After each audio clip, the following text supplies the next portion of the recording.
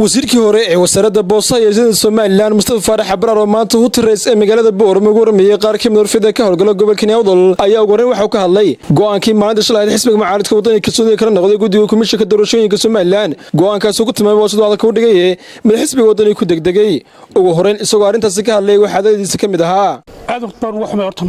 Cabdiraxmaan gudoomiyaha xisbiga mucaaradka wadani inuu maanta aynu u diyaar garoobayno doorashooyinkii golayaasha wakiilada iyo golaha deegaanka in aan maanta ku noqono komishanka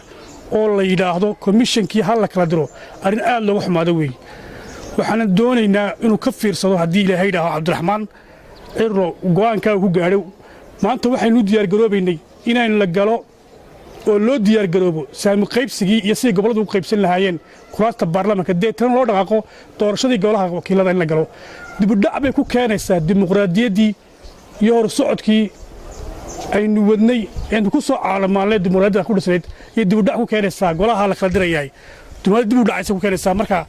aad baan uga soo horjeedaa waan ka xumaa Mustafa Faarax Abraar wasiirkii hore wasaaradda boosaha iyo sida Soomaaliland ayaa sidoo kale waxa uu muujiyay aragtidiisa ku aadan safar dhawaan ku tagay madaxweynaha Soomaaliland magaalada Dubai dalkiisa Turkiga Imaaraadka Carabta safarkaas oo la xiriiray heshiiskiisa taageersoodka dhawaan ay wada galeen wadamada Soomaaliland Imaaraadka Carabta iyo Itoobiya wuxuu ila muuqdaa safar guul qaranka Soomaaliland soo hooyay madaxweynuhu wuxuu ku dhiiriday dhamaystirka heshiiskii madaxweynihii hore galay maantana waa maalgashigii ugu horeeyay ee noo soo kordha guulbeeda qaranka Soomaaliland soo hooyatay aad iyo aadna waxaan leeyahay dhammaan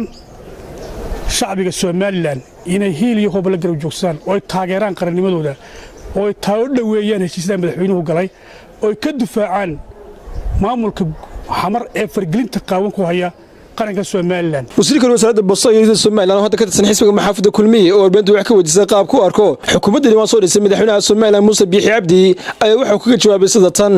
madaxweynaha waan ku taageersanahay waan ku garab joognaa xukuumadda soo dhisay waan la shaqeynaynaa xukuumadeedii weey diyaar buu madaxweynuhu nahay mana ahayn ujeedadeedu madaxweynaha wanaga wax noo magacaabo ujeedadeedu waxa ay inuu ku guuleysto kursiga ilaahayna uu nagu garab galay uuna ku guuleystay hadiya hawl laba garab joogna waana kala shaqeynaa siyaasadiisa sida wax u gaarlaa mustaqbalkiisa leeyahay kulmiye waa mid hoggaan buu leeyahay madax buu leeyahay madaxweynaha dhisnay hal shay baan ugu dambeyntii siyaasi Mustafa Faarax Abraar oo hadda ka tirsan xisbiga maxaafadda kulmiye ayaa waxa uu baaq u diray gudaha bulshada ku dhaqan Soomaaliland ugu baaqay in la shaqeeyaan guddiga la dagaalanka sixir bararka dhawaan soo dhisay madaxweynaha Soomaaliland guddigaas oo ilaa hadda aan xal waar u helin sixir bararka baasan saameeyay gudaha bulshada ku dhaqan Soomaaliland dawladii hore way waday sida sixir bararka dawladda dambana way hirgelisay dadweynaha waxaan uga baaqayaa ganacsatada waxaan leeyahay war hala shaqeeyo guddiga madaxweynuhu magacaabay ee la tacaalaya sixir bararka in hoos u dhigaan shilinka Soomaaliland in la qaataay uu socday waxa ku xidhan qarannimada Soomaaliland iyo jiritaankeena waxaan dadweynaha ugu baaqayaa ganacsatada ugu digaya inay sixir bararka iyaguna ay la shaqeeyaan maamulka iyo dad guddiga wasiirada ee madaxweynuhu magacaabay sidii loo dhaadhicin lahaa looga shaqeynay wayna socotaa horta marka tuu isbedel dhacayana time baa lagu yar raftaa laakiin waxaan ku kalsoonahay in hoos u dhacayso arinteedana la wado Mustafa Caraale SAB TV Boorama